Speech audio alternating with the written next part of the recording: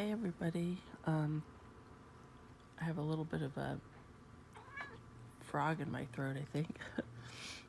But we're going to read Exodus 22 while Henny bathes. And I don't know if Guster's going to join us. But, okay, I'll just get started. Exodus 22. If a man steals an ox or a sheep and slaughters it or sells it, he shall pay 5 oxen for the ox and 4 sheep for the sheep. If the thief is caught while breaking in and is struck so that he dies, there will be no blood guiltiness on his account. But if the sun has risen on him, there will be blood guiltiness on his account. He shall surely make restitution. If he owns nothing, then he shall be sold for his theft. If what he stole is actually found alive in his possession, whether an ox or a donkey or a sheep, he shall pay double.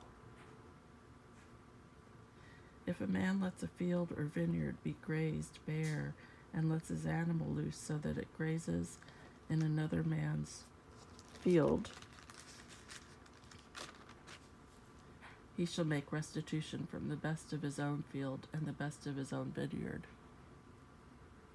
If a fire breaks out and spreads to thorn bushes, so that stacked grain or the standing grain or the field itself is consumed, he who started the fire shall surely make restitution. If a man gives his neighbor money or goods to keep for him, and it is stolen from the man's house, if the thief is caught, he shall pay double. If the thief is not caught, then the owner of the house shall appear before the judges to determine whether he laid his hands on his neighbor's property. For every breach of trust, whether it is for ox, for donkey, for sheep, for clothing, or for any lost thing about which one says, "This is it," the case of both parties shall come before the judges.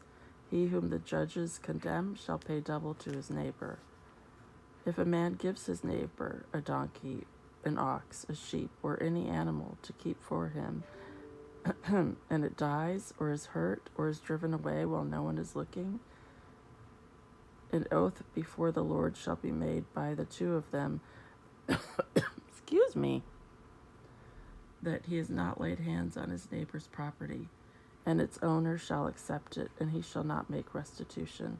But if it is actually stolen from him, he shall make restitution to its owner. If it is all torn to pieces, let him bring it as evidence. He shall not make restitution for what has been torn to pieces. And if a man borrows anything from his neighbor, and it is injured or dies while its owner is not with it, he shall make full restitution. If its owner is with it, he shall not make restitution. If it is hired, it came for its hire. Okay, well, let's stop there with Exodus chapter 22, verses 1 through 15, and then we'll continue tomorrow for the rest of that chapter. Let's go to Luke chapter 12, and we'll start at verse 13. And I won't read this whole chapter either, but I'll read part of it. Okay, Luke 12, verses 13 on. And someone in the crowd said to him, "Teacher, tell my brother to divide the family inheritance with me." But he said to him, "Man, who appointed me a judge or arbiter over you?" And he said to them, "Beware, be on your guard against every form of greed, for not even when one has an abundance does his life consist of his possessions." And he told them a parable, saying, "The land of a certain rich man was very productive, and he began reasoning to himself, saying, 'What shall I do, since I have no place to store my crops?'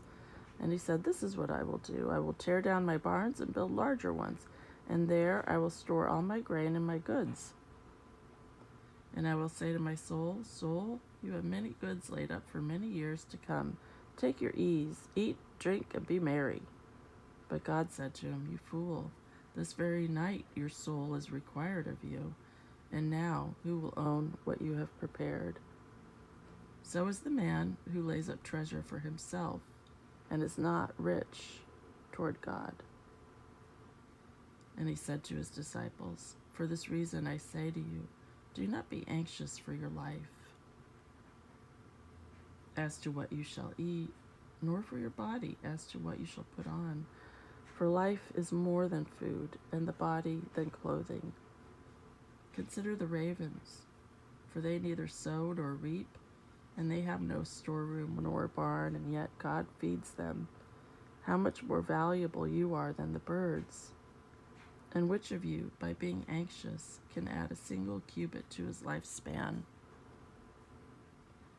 If then you cannot do even a very little thing, why are you anxious about other matters? Consider the lilies, how they grow. They neither toil nor spin. But I tell you, even Solomon in all his glory did not clothe himself like one of these. But if God so arrays the grass in the field, which is alive today and tomorrow is thrown into the furnace, how much more will he clothe you, O men of little faith? And do not seek what you shall eat and what you shall drink, and do not keep worrying. For all these things the nations of the world eagerly seek. But your Father knows that you need these things. But seek for his kingdom, and these things shall be added to you. Do not be afraid, little flock, for your Father has chosen gladly to give you the kingdom. Sell your possessions and give to charity. Make yourselves purses which do not wear out, an unfailing treasure in heaven, where no thief comes near, nor moth destroys. For where your treasure is, there will your heart be also. Okay, let's stop there. That's verse 34, and we'll take up the rest of this chapter tomorrow. And yeah, I hope you have a great evening or day or whatever it is where you are. All right, talk later. God bless.